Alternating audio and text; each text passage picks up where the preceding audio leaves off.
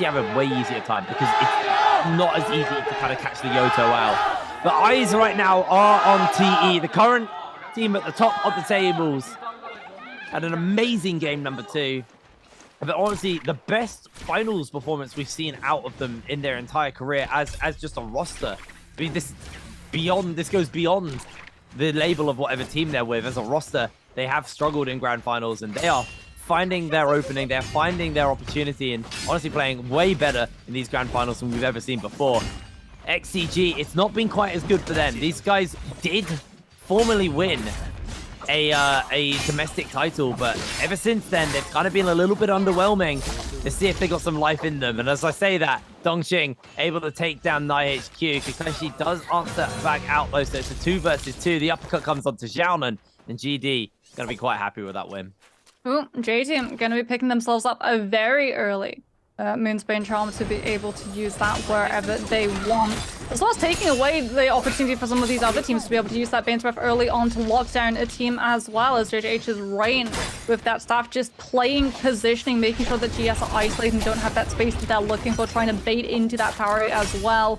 As Rain just pushes really aggressively. GS's Lue just caught in that stagger. Rain with the connection from that staff, locking them down into position. Uppercut now coming on through, juggling GS's and between all of the members of JJH to allow them to work with a really nice, clean, mechanically driven fight coming through from them as we head back over to have a look at TE, who somehow have already been able to find themselves 2 lots of purple armor, despite this being Immortal War, and the loot rarity being a lot lower, hence why so many of these teams feel pressured taking those fights in Gate of Yang, as TE's TXJ going to take a little bit of pressure from WBG, but Sleepwalker already on the run is too far away from TXJ, not going to be able to actually find a connection to stop that slam from going down. TXJ is holding PP long enough for the health bar to be chunked down so that the initial slam does floor him and take him out, as WBG's Jing is not able to push onto TXA. He tried to go for the feet and pressure the monk that way, but that just feeds into the grab.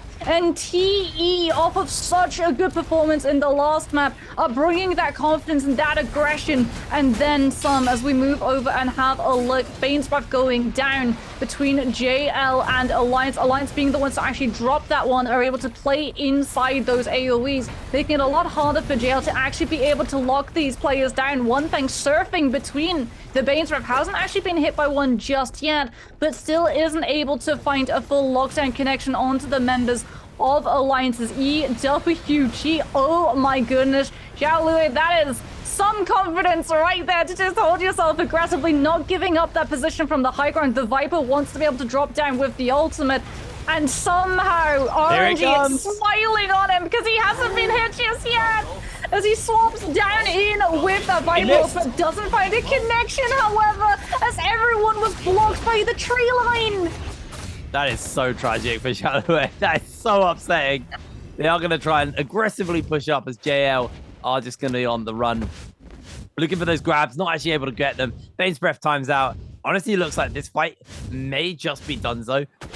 One Fang is about to lose their transformation, though, so EWG may now take this as an opportunity to go on aggressive to the monk. Now he's lost that transformation, and immediately as he de-transforms, Xiaolue springs into action to try and find the kill. As they do catch onto Jiyu here, grapple comes in from AS just to kind of stagger and cancel onto Xiaolue, and they are just going to step away. Decides to play it a little bit more chill, as SS coming in on the high ground has got his ultimate up and available. Isn't actually going to throw it down, as he's going to look to finish them up. OUG just stealing these kills away. Lovely, easy as you like. Finishing up all of AWG's members there. Not all of them, JL and EWG, but they are able to get themselves a whole bunch of kills. One thing, Poopy, we've not really talked about is early game. I've kind of asked for your kind of thoughts on what you do in the mid game, what you do in the late game. What is your kind of game plan at the beginning of the game? I think it varies. It depends on how your team's feeling. If your team's feeling, a little bit more of an aggressive start, you're going to obviously drop harder, try and drop on a nice loot zone, and then rotate to whatever team you see that's near you. But if you're looking to play slower, you're obviously going to play, more for the Yangs. It just depends on the game plan, and you as a team have to decide what you're going into before the game starts. OUG. They're getting a little we've bit... all been there, right? Where two Vipers ult at the same time, but one is just ever so slightly faster, so their ultimate cancels out the others, and that unfortunately is the position that GG find themselves in. SS went for the ultimate at the exact same time, but theirs was first, so GG are actually the ones that not only get stunned out, but also lose the Viper ultimate in the process. Since the stun comes through before your ultimate is completed, it immediately nullifies the charge on the Viper, and you lose it without even regaining rage meter. It's not like a Yoda where you can cancel it out early and retain a little bit of rage percentage. You just have to build it up all the way from scratch, and unfortunately for GG, it means that they do lose that fight up against OUG. Yeah, it's a bit of a rough one on that front for them. Having a quick look at the scoreboard and seeing where the teams are at. J-Team, again, they've not done anything. They're starting to fall behind a little bit. 2TE, who've got those 3 kills. OUG, though, with 6. That's the scary thing for J-Team right now. They're closing the gap on them. OUG starting to clamber up that standings. And only 10 points behind right now to J-Team. So J-Team needs to start putting some kills together and actually have another good game. Because game 1 was amazing. Game 2, just disappointing. And that coin toss of J-Team is starting to come alive. As WBG are looking for a fight here versus JJH. Sleepwalker's heavily chunked out. Remember, they've already lost a fight. So they are going to be without those rebirths right now. But Sleepwalker finds himself the double grab. The staggers are coming in. And there's the Yoto work from Water, shutting down Sleepwalker. Now with the pulse sword, PP's chasing up. Jing going to try and see if he can turn this fight around. But he's lost all of his teammates. The healing will be coming in. There will be no ability for Jing to save the day here. Although JJH have come in with a third party. Actually, a salty run back, I think, maybe. I can't remember who they were fighting. No, it's WBG. Okay, it was a third party coming in. It looks like Jing actually is going to get himself PP, who's gone back to life with the tether, and WBG. They're just running away. Well, we talked about it prior to the game, why Yoda was so good early on against those monk compositions. The stagger from the ultimate, so even though Sleepwalker had to find that double grab, he's not able to find the kill. And as a result, JJH will be able to deal with the members of WBG. Both Sleepwalker and Jing have already been dispatched. It's now up to PP, that Karumi, to be able to survive. And he's not even really getting the time to be able to heal, just has to make it immediately to a shop and try and find those rebirth charms. Will be able to pick up one. Wasn't able to see whether or not he was able to afford a second. Yep, there it is. Will be able to use it immediately. Sleepwalker brought back into the mix. The problem is, this is a monk. And monk scales with the loot that you have. Sleepwalker, having gone back to the Soul Altar without a Vermilion Bird's Might, is going to have to pick up that loot again, or your Karumi drops absolutely everything and you risk running into another team with your support vulnerable, but your monk at least able to ult in peace.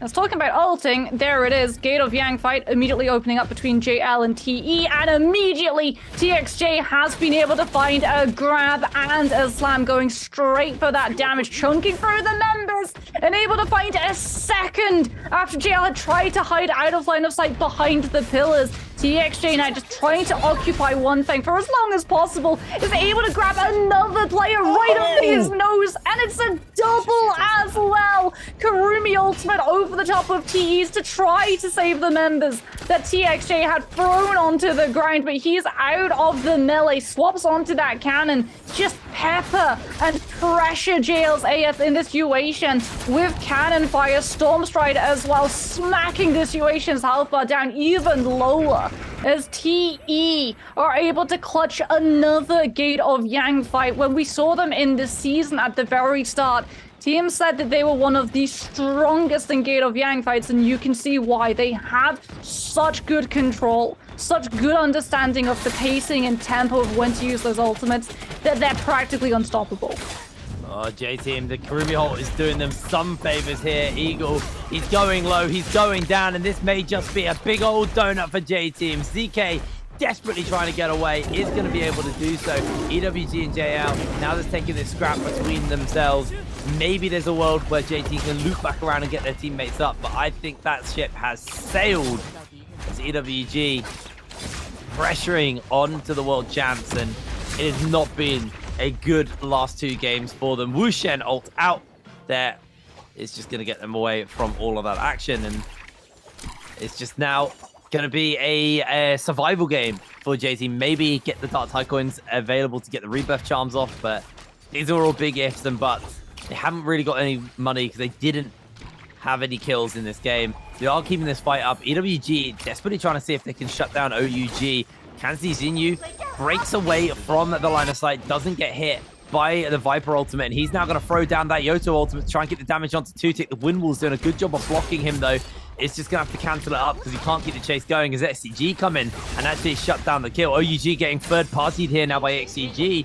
This fight is going from bad to worse. SS is going to try and come in with the lockdown on that stun. Does catch up to HQ. OUG just desperately trying to sliver away from this one. They don't have that Wu Shen ult up and available, I don't think, so they just need to get her out. No, they do. They blink out, they zip out. They want nothing to do with this fight. Yeah, they stalled. They threw that Viper ultimate to stall so that Wu Chen ultimate was built up, because at the start of it, it was not. OUG, unfortunately, however, this is the change that we were talking about, right? That Wu Chen is so noticeable where you teleport away to, and now they have to take this fight against JL again. JL, however, need to find a win, otherwise they're going to go down to Yang depletion. And OUG doing a very good job of just playing around the sides of the ship, making it hard for JL to actually be able to lock one of these players down until now. Xinyu will be able to find a pick onto JL's one thing. The counter setting that one up as OUG's SS goes incredibly low. It's being chased down by this Yoto ultimate from them as they will get taken out. ZU is able to claim a pick and try to pick up a Yang Soul Bloom to block out that Yang depletion, but a third party could potentially come on through. OUG have been able to push back the members of JL now that one Soul Bloom has been picked up. We'll be able to loop back and find that revive as JL have run straight into another team at the moment. EWG's lone standing player will be taken out. JL just doing such a good job of locking them down with those dual blades and being able to pick up that kill so they're not caught unawares. I believe TE actually lost the fight as well off in the distance. I think they've got the Vermilion's Birth Might, so they are okay. They are going to get themselves res back up, but they lost the fight there. I think it was GG who actually did win it. ZK, our final player from J-Team, desperately running around the map. They don't have enough money, I don't think, though, so I think they are going to struggle to get their team back. I'm going to maybe do a little bit of shopping, or maybe they've got discount stuff on. No, they're just going to put as many Dark Tide coins as they can together and pray that they can rebirth at least one player and then go from there, because you are a lone Kurumi. That is scary territory right now. There's anxiety inducing. As WBG, Sleepwalker still got great armor. Very, very weak right now. Obviously lost the fight very early on in the game. And with PP just being a blueberry themselves, it's going to be hard. These guys are very easy to squash and deal with. It's been a chaotic mid-game so far. So then talking about like dealing as well with survivability, when you look at Kurumi, Poopy, a lot of the time we see Kurumi as the player that everyone gravitates towards taking out as early as possible, but left alone in comparison to something like a Monk or Yueishan, how would you rate a Kurumi's chances of surviving? It's, you know, like I think of it as it's a Monk's duty to protect that Kurumi, make sure that she's not put in a situation where she has to ult, unless, you know, obviously, you know, she's getting range pressured. But it's just, I always think that Kurumi can survive if she has to, you know, pop her ult. You know, it's extremely hard to die as a Kurumi, but definitely want to do your part as a Monk to make sure that the Kurumi doesn't get put in a situation where she has to throw her ult out where another Monk is, you know, looking at her. GG getting chunked out there pretty heavily. Are now on the run from GS. You hear the Realm of Yangs wake up, and everybody will be heading towards those, or they'll be heading towards GG, who are absolutely bolting it away from GS. They want nothing to do with that fight. Want nothing to do with them. Heavily chunked out. Did they have their ultimate, actually? I don't know if they do. I didn't see. Because has his ult, yeah. Okay, so they do have that to get away. Realm of Yangs spawning... Sorry. Oh, excuse me. Spawning up here. It looks like it's going to be GD getting inside this one, and they are going to be taking on XCG. Well, Kakaishi is taking center position, ready to be able to ult as quickly as possible. XCG immediately playing behind that pillar so they don't get double grabbed. As we're going to be seeing the monk versus the monk, and now it's down to the teammates around the monk to flush the players out and into line of sight. Kakaishi's already been able to find Li Jianghan, and now goes for that pummel onto Xiaonan, so he's not actually able to find the grabs past him. Karumi ultimate forced out early from XCG side as Kakaishi just stomps Xiaonan outside of it. There's the push, the punch to make sure that he's forced to use so much of that precious time of the monk ultimate to hop back in, and that means that Kakaishi, entirely unfettered by the monk in front of him, is able to set up a double grab. And now it comes down to GD dealing with NiHQ on this Yuation, who's actually keeping GD's K at bay to make sure that the Yuation isn't able to find those fierce stagger connections onto the members around him. NiHQ still alive, not coming under too much focus fire from GD. Will be able to take down Kakaishi as well. And now the numbers are against GD, and despite it being incredibly rough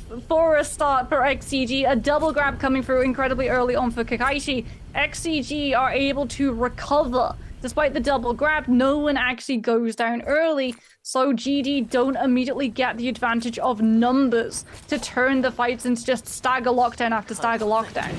Well, I don't know if you missed that, but Dongqing basically died as soon as the game that started. They got jumped on immediately, and at that point, there's no Karumi for the monk. And that is so doomed. It was really, really rough for GD to pull that back. The fact they survived as long as they did is impressive, to be honest with you.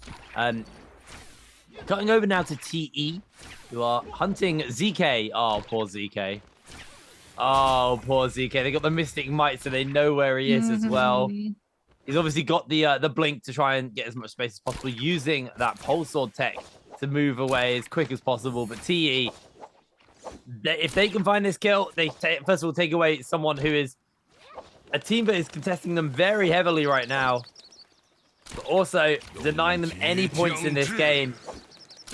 That is going to be unbelievably rough for J-Team. They got 16 grapples left. The question is are they going to be able to get away? They've even got the blueberry just in that blue armor, so they're easy to pick, easy to kill.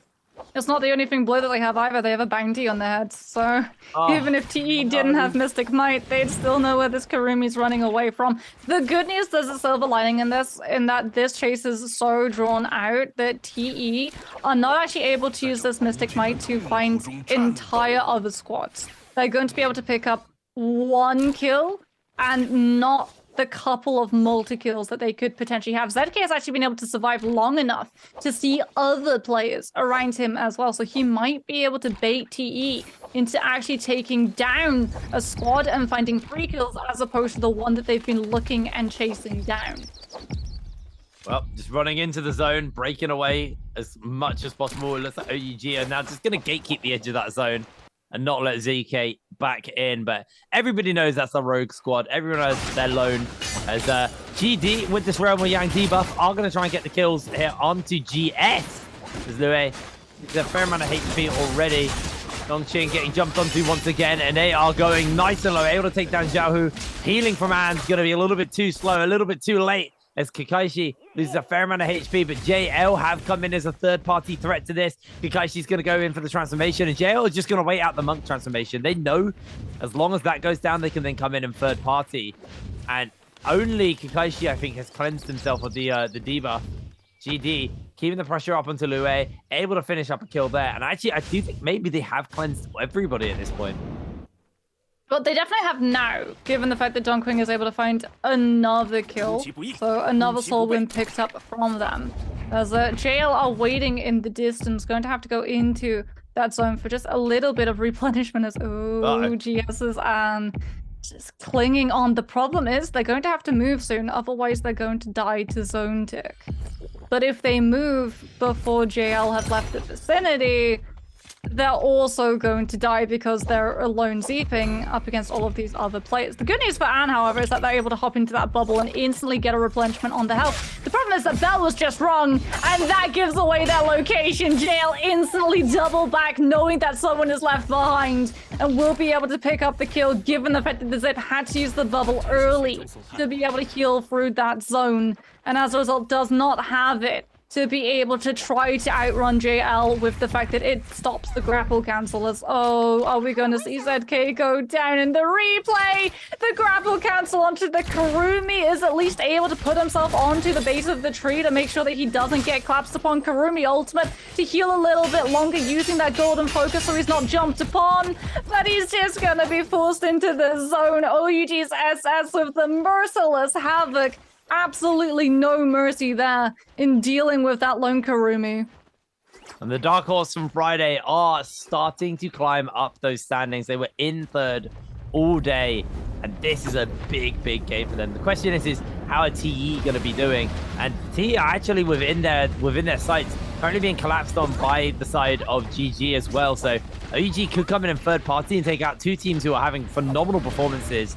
Maybe opening up a win for them at this point. As TXJ jumping in, it does look like GG are able to get the Mora's Blessing, golden armor onto Miskir. I didn't see what the weapon was, but they've at least got themselves a nice setup on that front as TXJ is just going to pick apart the scraps and what is left over for them at this point in the game. Still got a bit of time though until the game does come to a full-on close. 8 minutes 30. So as we can see, the overall scores, GD with 10 kills, OUG have 11 kills, TE have 7 right now. Ventus slipping out of 4th into 5th, only having 2 kills. Not been the greatest day 2 for them, unfortunately. Team who previously did have the kill lead in most kills done from the Ricochet. Struggling somewhat coming into day 2 of the grand finals. And I guess, PB, how do you handle nerves? Because the players have got to be real nervous right now. Like, how do you think they've been handling their nerves for the last 2 games? Days. I think they've just been just trying to stay afloat. It's a matter of just getting past the early game into the late game for most of these teams. That's where, as I've said multiple times, that's where most of the kills come out. Although unless it's like the last game where we have a lot of the more aggressive comps, but like for a game like this, it's just making sure that we as a team stay mentally sound and just get to the point where we can create the situations for our team to pick up those kills. Do you not have any superstitions? Situations and positions. How important is it, especially now that we're actually going to be seeing this zone include a ballista, how important is it in controlling this space that JL currently have over all of these teams around them? Oh, it's extremely important. This could make or break the game, honestly. Like they could win off of just having this ballista alone, and dominating this area and making sure no team can get up here. That's just how important positioning is. It definitely looks like that's set up for it because the JL also have AS just rocking the Overcomer. Doing a little bit of dressage around the base of that tower to make sure that no one is going to be able to grapple up and contest one thing until that ballista has been drained of all of its shots. And you can see teams in the surrounding area, they have an understanding ballista is in play. No one is really wanting to go out into the open where those shots can connect. Everyone's just racing to be able to get themselves around the base of that tower so they're out of line of sight, that the ballista isn't going to be able to connect onto them. But OUG are actually taking this as an opportunity and playing perimeter check. Any team that tries to get past and into the safety of that tower cover have to go past them, but oh my goodness, one thing just hit such a good mid-air connection of that shot onto the king. That was absolutely filthy. That was nasty, that shot, actually. A mid-air ballista shot. Able to secure that kill nice and easy. Nomura's Blessing has been picked up. I believe it was T who do have it because BBV has golden armor. They had a Flamebringer again. T keep getting Flamebringers. This has got to stop happening. Like, there's a GD who picked up a Blood Ripper or something, and then it's just constant Flamebringers over to the side of TE. These guys are they should enter the lottery, honestly. It's just, luck is in their favor right now. OUG though, still leading the kill score. Definitely set up for a good game here. The question is how well are they going to end? How is this final section of the game going to go? They've still got 5 minutes left until that circle does come back to a full close. As TE probably don't have the most ideal position right now, but they're not in range of the ballista, and I think that's the only thing they're really fixated on for the moment is not getting, most of your health bar removed by one thing who is quite comfortable up on top of that point, as Sleepwalker has gone for a transformation actually on the low ground of the tower. is going to lose that transformation now. Unable to really find an opportunity to get onto the OUG members. So I was just going to look to try and force them away for the moment. It looks like the tower now has finally been ejected and cleared out, so teams are going to have to reposition in and use these trees. This is where all the Vipers are going to be very happy with this final circle, because there's a lot of trees for them to use to get that verticality and get that big drop down and the tactical nuke to lock everybody in place. As SS with the staff making quick work of Rain. OUG cashing in on their 12th kill of this game.